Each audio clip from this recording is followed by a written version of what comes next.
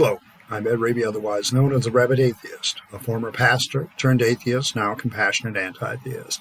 Welcome to my channel. You're free to like or dislike the video as you see fit, so feel free to hit those buttons. And I would appreciate it if you would comment below and subscribe to the channel and hit your notification bell so you can have more content as it is released. You can also share my videos as much as you like. I'm in the business of education, so this is kind of why I've done this channel, to educate people on various aspects of atheism. In particular, atheism related to church and ministry and things like that, and the Christian faith, which is my expertise, particularly the Bible and theology, but also ministry. One of my lesser known degrees, I guess, is my dual major with my biblical studies degree, which is ministry. Basically, everybody who went to Trinity Bible College either majored in Bible and then minored or double majored in something else. And in my case, I started out as a missions minor because I thought I would be a good missionary. Later on, I changed that to just being ministerial, which made me a pastor, moving towards pastoral ministry. And I still took a few electives in missions work, but never amounted to much. One of the things that has come about, and this is not a typical Monday morning video, I simply have listened to a lot of comments over the last couple of weeks, and I get a tenor of deconversion. I've come out of my faith, and I'm really struggling with it. One of the reasons, the biggest reason probably, that I got involved with a group called the Clergy Project, which unfortunately for you, if you're just a believer that's converted, this can't help you. But if you're a pastor out there struggling with something, if you're, your faith is gone and you wonder where to turn, the Clergy Project is a good one to turn. And the reason I turned to them afterwards was I was struggling with the various emotional and mental aspects of deconversion, and there are lots of them. The real problem, I think, with mainstream ministry, where you're just a typical Reverend Rick, and you're not like a cult leader or a massive faith healer or some stupid shit like that. One of the problems with this is you don't often associate that with indoctrination, but indoctrination is very much a part of every religion. It's no accident that most people that grow up in the United States become Christians, that most people in Saudi Arabia grow up to be Muslims, that most people that grow up in Delhi, India, grow up to be Hindus, that most people that grow up in various parts of the world that are more Oriental end up being Buddhists, and so on and so forth.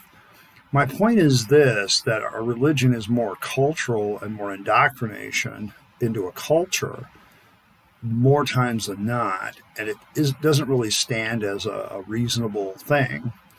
So this opening discussion is more about how much therapy really is needed to come out and deconvert fully.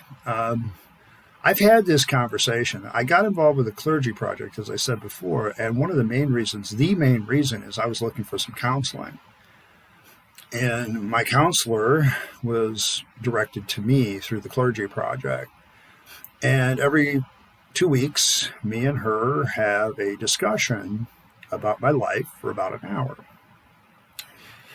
Now, I say this because to a lot of people, I'm a very strong, very confident guy, but I've made my mistakes. I've had my problems. I have a tendency, actually, from a heart standpoint, to bruise pretty easy. I get offended inside a lot, although you'll never see me show it most of the time.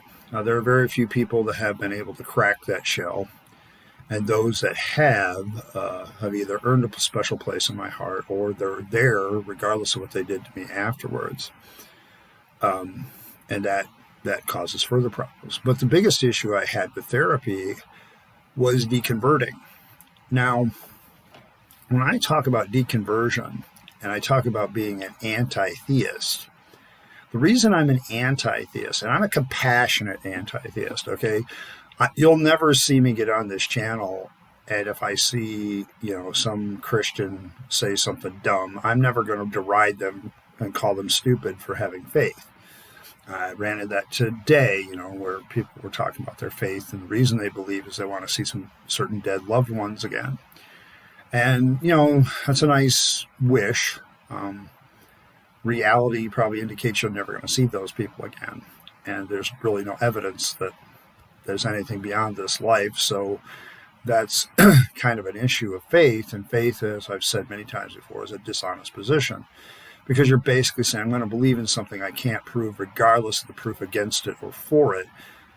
Even if there's no proof for it, I'm simply just going to believe it anyway. And this is the problem with faith, though, when it comes to mental and emotional and the whole psychological angle, is you have a lot of these patterns of thinking, patterns of behavior, patterns of how you look at the world. And just because you come to the mental realization that your religion is complete hooey, it doesn't change the fact that all that stuff is still there. It's like, when something good happens, I still find myself occasionally thinking, although I don't say it as much as I used to, but I start to think, thank God, because I used to say that all the time. Only God knows. These are simple little things that are the product of religious upbringing and religious indoctrination. And indoctrination can be done with a smile on its face and be very kind and very loving. And I, as a compassionate anti-theist, simply try to be very kind and loving, looking at people that are still of the faith and go, well, I have a lot of compassion for you. I've been where you're sitting. I understand where you're coming from. And, I can still say, okay, I'm not going to browbeat you about this, but I think you're wrong. Okay. And that's what it means to be a compassionate anti-theist. I can take my stand against religion and the religiosity of the world without being a dick about it. Okay. And that's kind of how I try to run this channel. You're free to disagree with me all you want.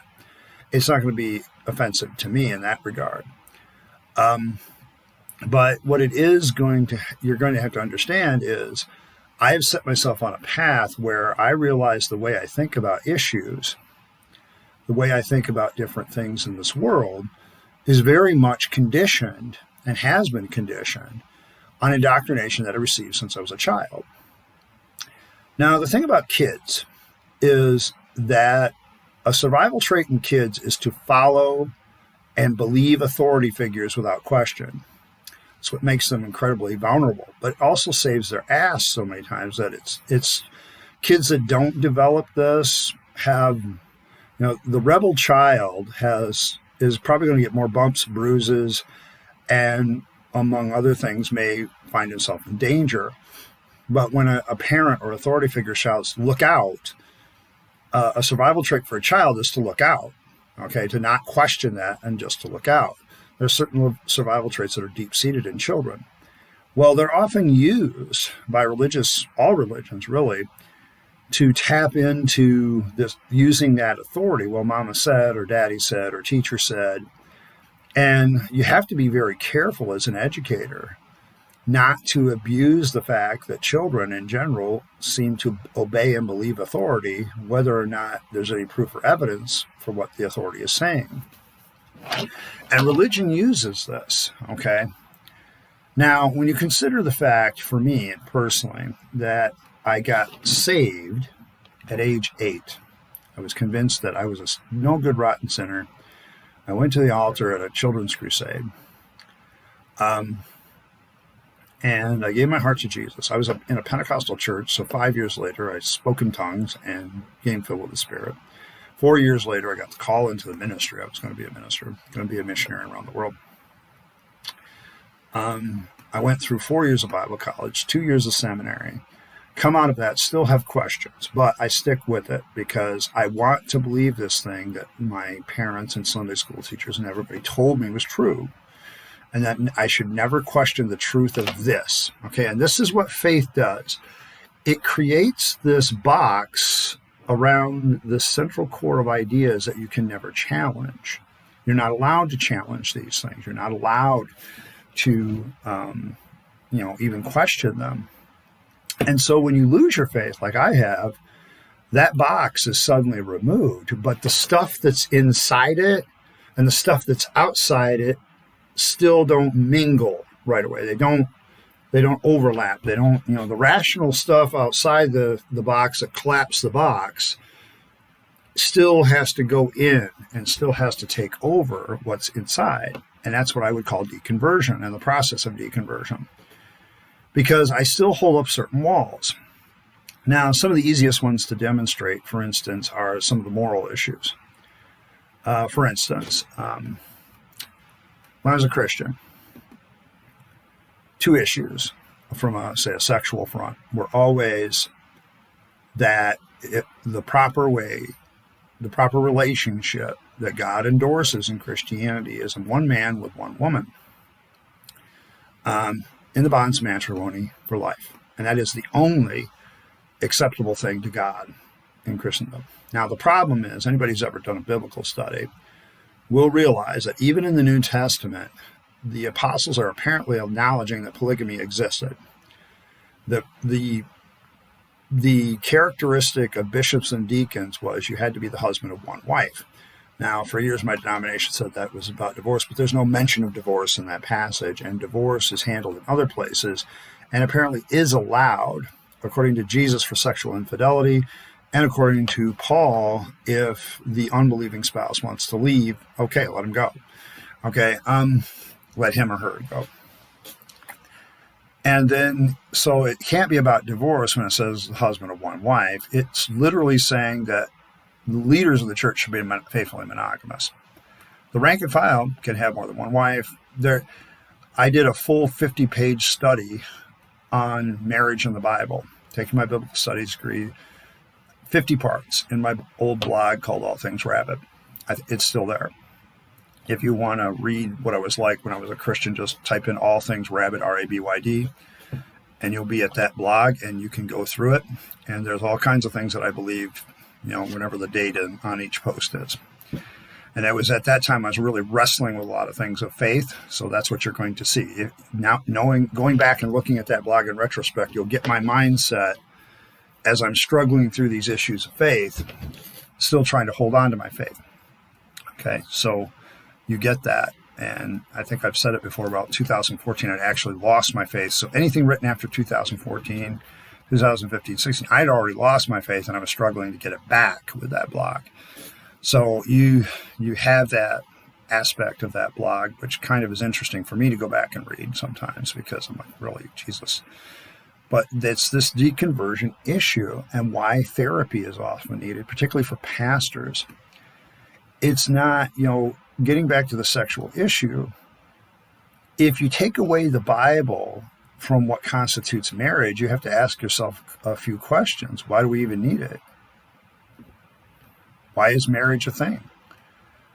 Can't two people, male, female, two females, two males, just decide they want to be together and live together? And can't they just go down to a lawyer and form a contract and call it good? The only thing that really makes this special is the whole religious angle and the romanticized religious angle of it.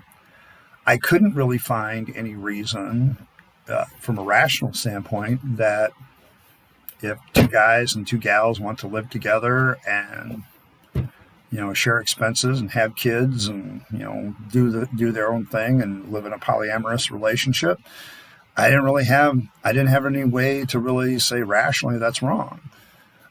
In fact, my opinion about most relationships is as long as they're consensual and as long as everybody can emotionally handle that particular type of relationship, who cares? Okay. My issue is, there shouldn't be rape, there shouldn't be coercion, and there shouldn't be somebody taking advantage of somebody else's emotional instability, okay, to draw them in. So, having therapy before you go into those relationships to make sure they're okay is not a bad thing. It's probably quite advisable. But that's a complete shift. And homosexuality is the second more particular issue. Rationally, I mean, you could argue that it's not procreative, but scientific progress has reached the point where if, and there's other means like right now, if two men want to have a child, I don't know, we might be getting very close where their genetic codes could be fused together, grown in a petri dish, who knows, and then a surrogate mother or whatever can carry the baby. It is now conceivably within our grasp. Women, of course, a lesbian couple has a far easier time. They just, have to decide who the father is going to be, whether they're going to do an artificial thing or find some man that's willing to volunteer. And, and I can't find anything morally wrong with that because I don't see anybody being hurt by it. Okay. I really don't, as a libertarian, I never have gotten the idea of victimless crimes.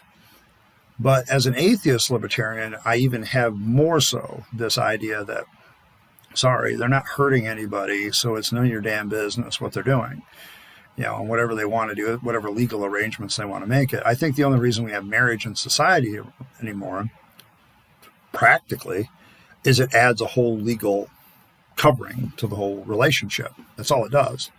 But you could get that same legal covering by signing a contract with your partner and having all the stipulations that would be in a marriage in that contract. You can do that.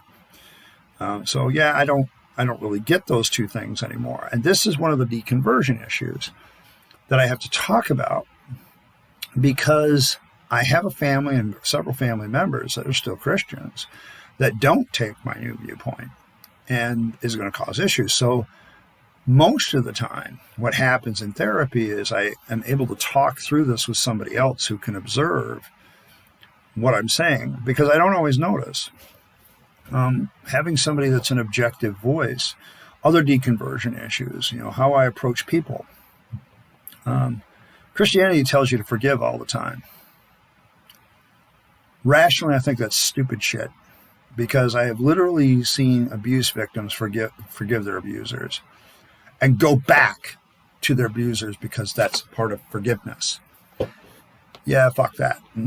If you're being abused by somebody, get the hell out. The atheist answer is to get the hell out and find some way to put a barrier between you and them. Legal, physical, as a libertarian, buy a firearm. I don't care. What you got to do is you got to protect yourself against an abuser. Run, get out. And if religion is being used as the hammer, dump the religion and then you'll have even more reason to get out.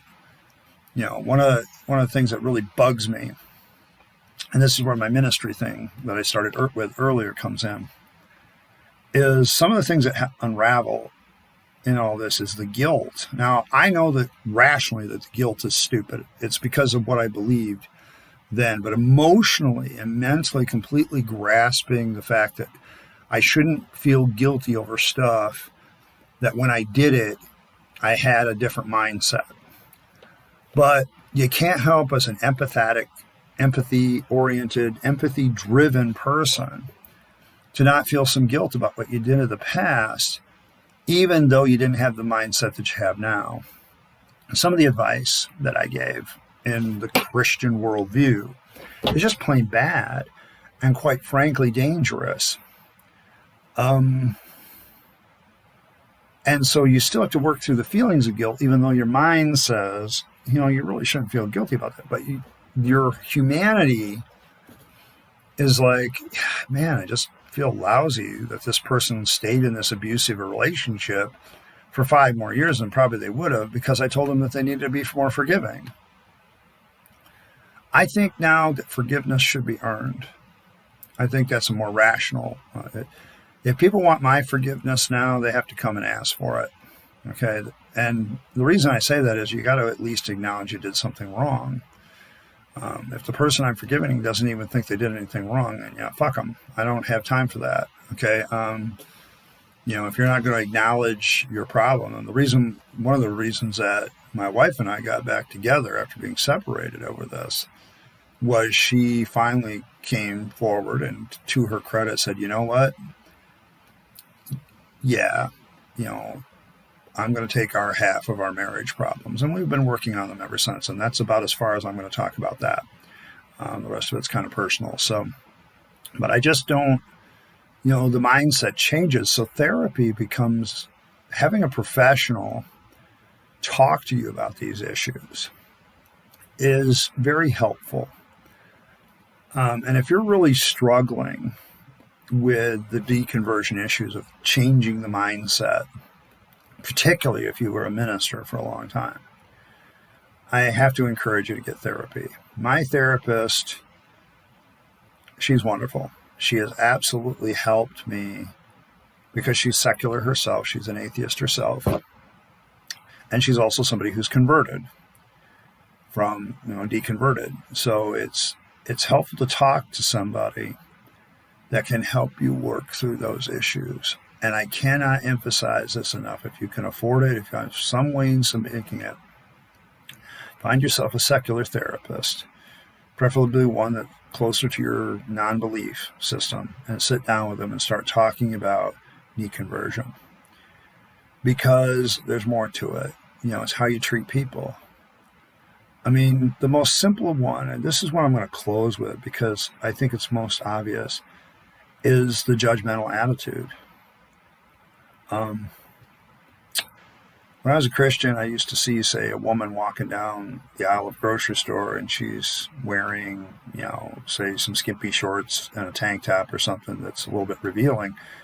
I used to say, "Oh, what a slutty girl," and doesn't she have any more pride in herself than that? She's a sinner. The list goes on.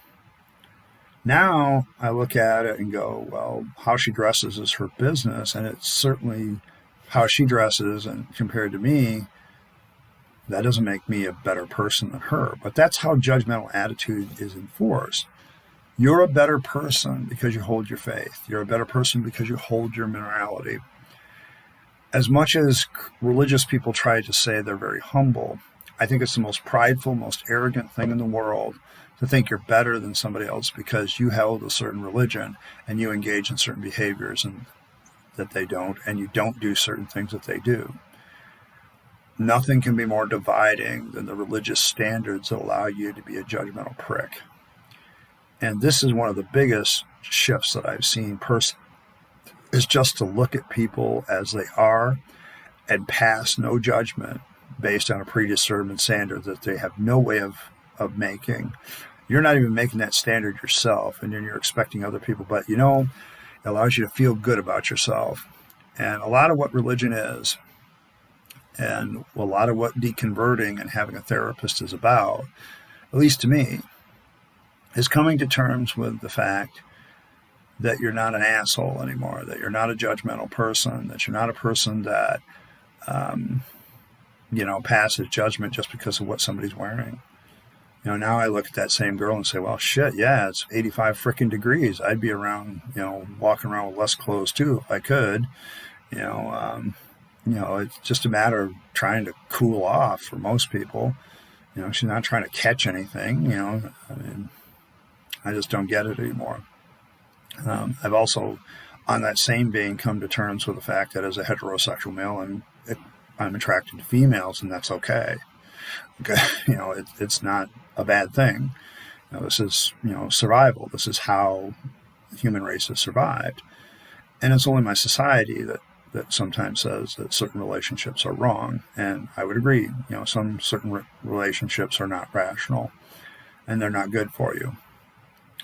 But at the same time, I'm not going to pass judgment on somebody who doesn't necessarily have a conventional relationship or have conventional sexual views or have conventional morality, because conventional morality is only conventional because it's popular, and it doesn't necessarily make it rational. Well, I think that's all for today. If you have some ideas or discussion, that would be great. Just a reminder that, comments have a way of becoming material for Friday's videos, and this is a Monday one. It's not really an opening salvo, but it is going to, I am going to call it, deconversion of therapy or something. And I just wanted to get this one out here because I think a lot of the comments I see, and I know that this is going to happen in the future too, is people that struggle with the deconversion and how it made them think and feel. I cannot emphasize finding a good secular therapist and sitting down and talking about this, because there's a whole bunch of stuff that you protected in this box, and now the box is gone and the whole thing's falling apart. And you need to have somebody help you with the fact that it's okay that it's falling apart, that it's okay the way you're thinking is going away.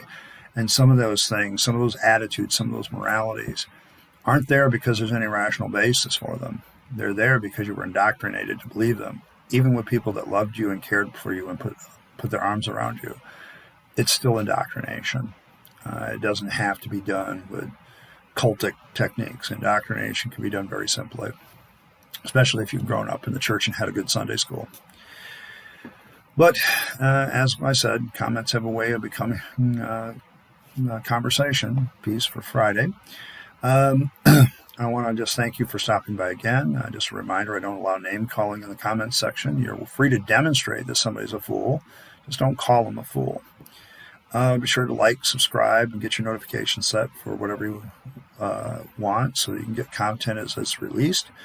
And hopefully someday I can convince you to be a rabid atheist like myself. In the meantime, this is Rabyd, the Rabid Atheist, wishing you a good day and signing off.